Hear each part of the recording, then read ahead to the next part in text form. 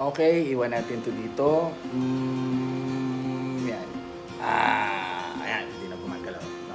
Hello guys, no? Re-reviewin natin ngayon ay Rouge Trafalgar, no? O, spray tang isa.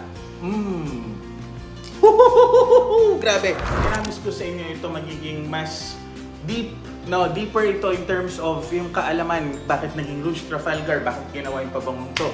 Kung tinatamad kayo, wag na kayo manood. No guys, strawberry lang to. Actually, hindi strawberry, cherry. O yan. Para maintindihan natin si Christian Dior, na maintindihan natin ang House of Dior. Trafalgar. Pag ako nasa UK, pag ako naka-hotel, malapit dun sa Rouge Trafalgar. Palagi yan. Given yan. No? Trafalgar Square. Parang Plaza Miranda. Ganun na lang. Sabihin natin Plaza Miranda. Plaza Miranda nila tinatawag na Trafalgar Square. Doon ako malapit nag-hotel. Dahil ang lapit lang, katapat nun, yung museum na mismo. No? National Gallery Museum. Mahilig ako sa mga museum. No? Ito yun, ipapakita ko sa inyo. Guys, manood kayo ha. Ito yun. Guys, Trafalgar Square, no?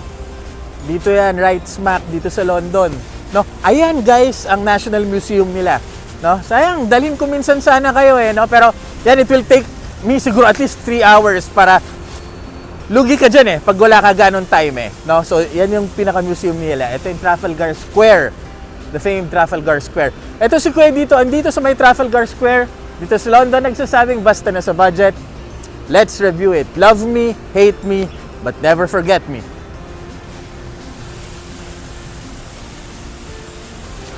Para lang sa ating kaalaman, ang UK kaya naging United Kingdom yan dahil naval force yan. No guys, yung mga barko niyan, hindi natatalo ko sa natatalo, pero palaging panalo. No, nagdo-dominate sila sa seas. So noong panahon ni Napoleon, gusto niyang masakop ang UK. Ano ba si Napoleon? Pranses, no? Christian Dior, no, French, no, si Napoleon. Sa gusto ni Napoleon i-end ang supremacy, no, ng Great Britain, ng UK sa seas, no, sa dagat. Nakipagkonsyaba siya, no, sa Espanya, no. So sumama, nagkampi ang French Navy pati Spanish Navy, no, mga Spanish Navy guys yung mga umatakid sa atin sa Pilipinas. Gera sila, laban sila. Saan sila naglabanan? Sa Cape Trafalgar, no? Sa may dagat ng Espanya. France pati Spain na nagsama lalabanan ang Great Britain, ang UK. Pero guys, sino yung totoong nagulpi-dugulat, no? Nagulpi-dugulat ang France pati ang Spain, no? Lalo na ang French, no? The French Navy. Nagulat, talagang tinalo. Kaya ganyan nag-dominate ang UK ng seas, no?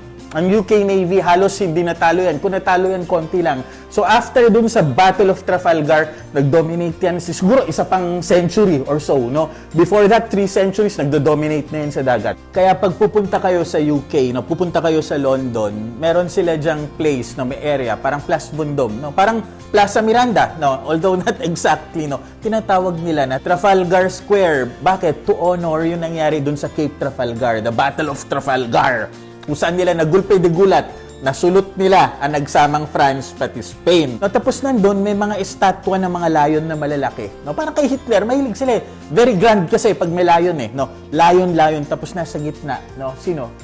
Yung parang, admiral, no? Parang general dun sa Navy na yun. Yan na si Lord Admiral Horatio Nelson. So pag pupunta halimbawa ako sa bar doon, pag they don't call it bars they call it pubs. No? Depende, pero pag far-flung areas, tavern. No?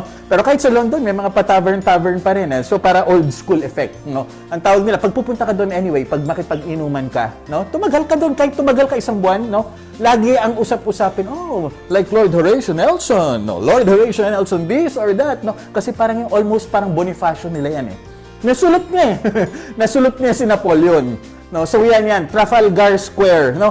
Andun ako lagi pag sa yung hotel ko, yung huli kong hotel na pinakita ko yata sa inyo. Walking distance yan, just 3 minutes, no? Kasi gustong-gusto ko diyan sa may Trafalgar Square, bukod sa maraming happening, andun yung museum nila, National Museum nila. So ano kinalaman yan sa pabango?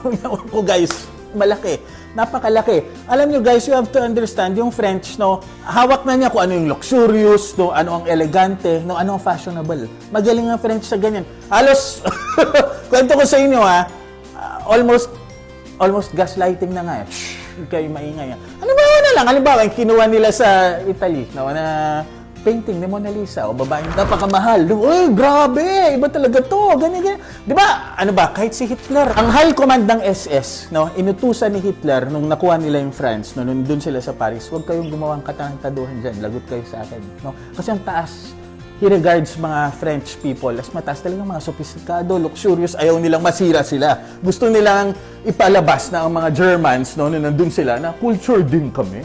Sophisticado din kami. Ganun kataas ang French. Diba? Almost, ano ba sabi ko sa inyo sa extrait? Diba? Sauvage extrait.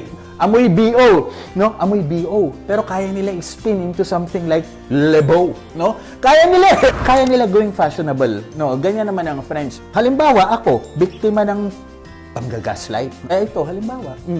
Binigyan, oy, love you Karen. Binigay ni Karen sa akin, no? Dior. No, ano ibig sabihin nito? No? So matagal ko itong iinumin sa gym. No, kailangan nasa gym ako 2 oras nagpapapansin. No? Naka-Christian Dior ako. Oy, kung mapapansin niyo guys, kulay pink. Bakit? Strawberry flavor, no? Pag-uusapan natin ang flavor nito.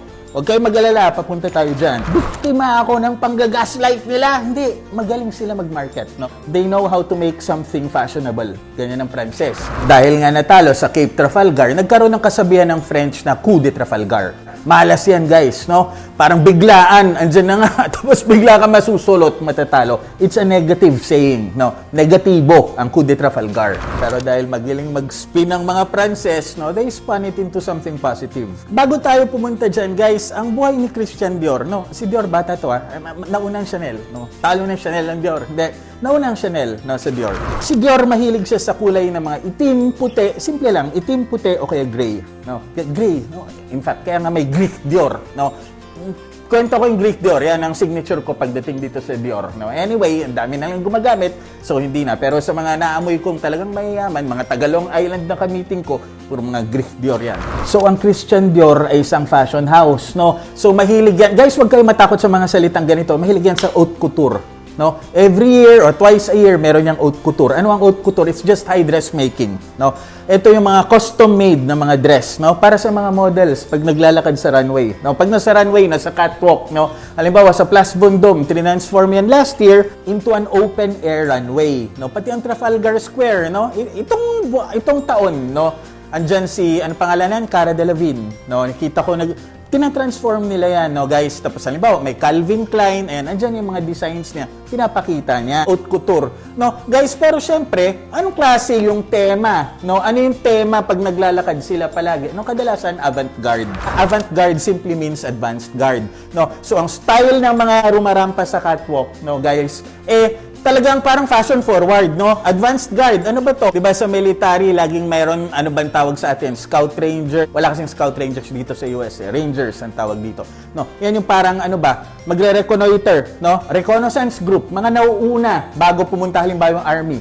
No, bago pumunta yung infantry, natitingnan nila, utang ina, ito yung mga kalaban natin. Advanced, no? Advanced party na konti na pupunta. Ganon din, yan yung avant-garde, no? So parang advanced party ito ng kung ano ang uuso. Ganon yan, no? So pinapakatwalk nila, naglalakad-lakad yung mga models dyan, no? Usually exaggerated, no? Wala sa proportions, no? Asymmetrical, kung tawagin nila, no? Walang symmetry. Yung symmetry silhouette nila iba. Kung pwedeng may dalang refrigerator, magdadala refrigerator, pero kung masyado mabigat, kahit microwave, no? Kahit inidoro, pwede mong dalhin. No? Kasi advanced guard, tinetest yung waters. Kung ano yung tatangkilikin, no? Tapos pag pumalakpak yung mga tao, magustuhan ng mga ibang designers, no?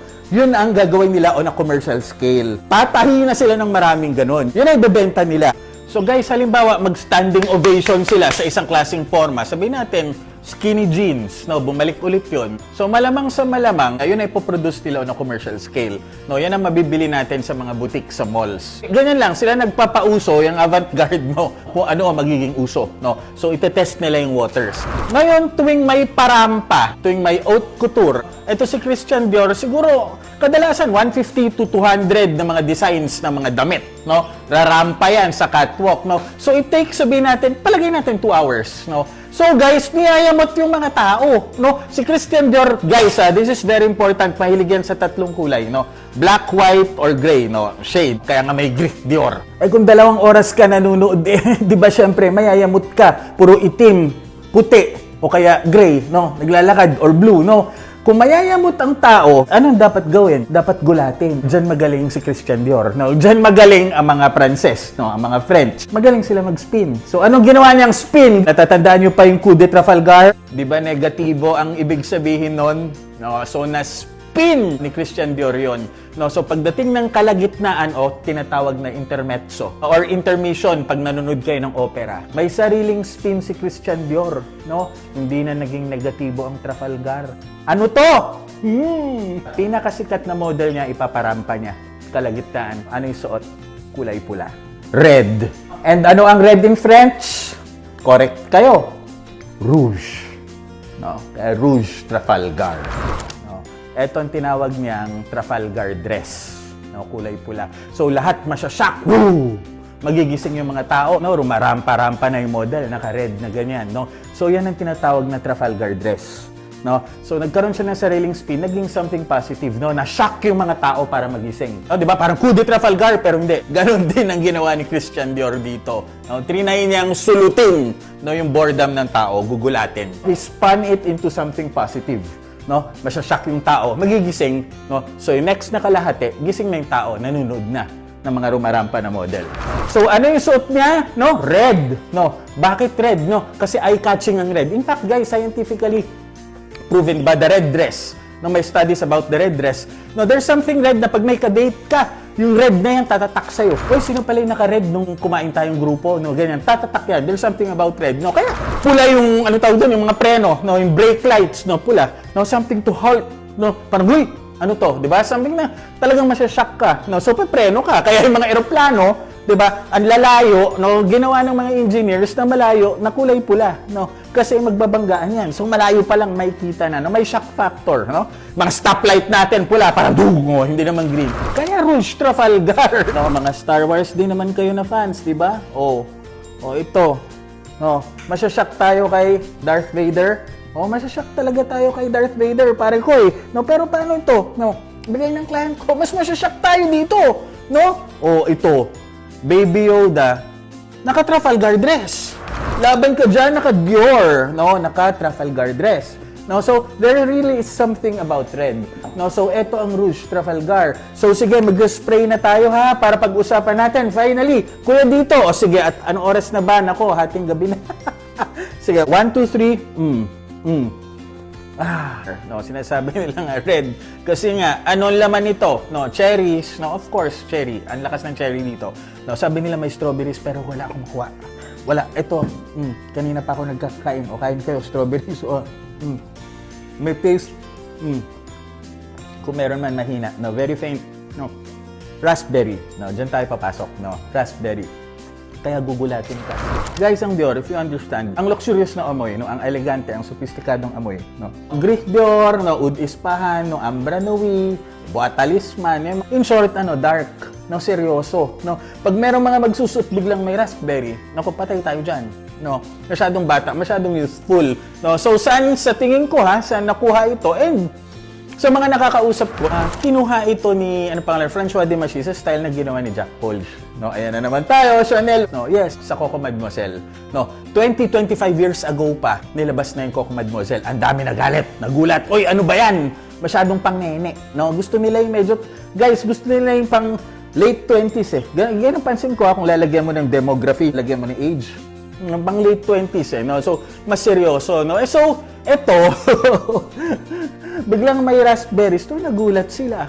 No, talaga, shock. Talagang Trafalgar. Kung ano yung ginawa ng sa Chanel dun sa Coco Mademoiselle, na ang dami naman na in love na rin eventually. No, kasi walang ganun eh. Walang ganun sa Chanel dati, as in walang ganun. Ano ang pinakagusto ko dito, guys?